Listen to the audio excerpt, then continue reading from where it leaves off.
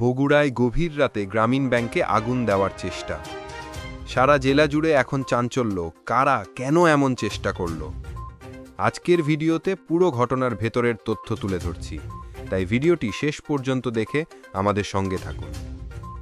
শনিবার 15 নভেম্বর গভীর রাতে বগুড়ার শেরপুর উপজেলার গ্রামীণ ব্যাংকের গাড়িদহ শাখায় আগুন দেওয়ার চেষ্টা করে দুর্বৃত্তরা।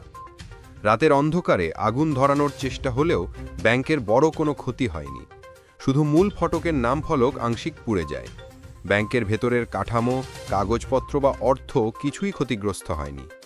ঘটনার পরপরই বিষয়টি নিশ্চিত করেন বগুড়ার পুলিশ সুপার জেদান আল মুসা। তিনি জানান, মধ্যরাতে নাশকতার উদ্দেশ্যে দুর্বৃত্তরা আগুন দেওয়ার চেষ্টা করে, তবে তেমন কোনো ক্ষতি হয়নি। তিনি আরও বলেন, দুর্বৃত্তরা কারা, কোথা থেকে এসেছে তা শনাক্তে কাজ করছে পুলিশ।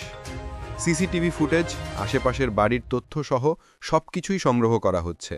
অভিযুক্তদের গ্রেফতারে অভিযান শুরু হয়েছে। পুলিশ সুপার আরও জানান, কার্যক্রম নিষিদ্ধ আওয়ামী লীগের ঘোষিত শাটডাউন কর্মসূচিকে কেন্দ্র করে বিভিন্ন স্থানে নাশকতার চেষ্টা হতে পারে বলে ধারণা করছে পুলিশ।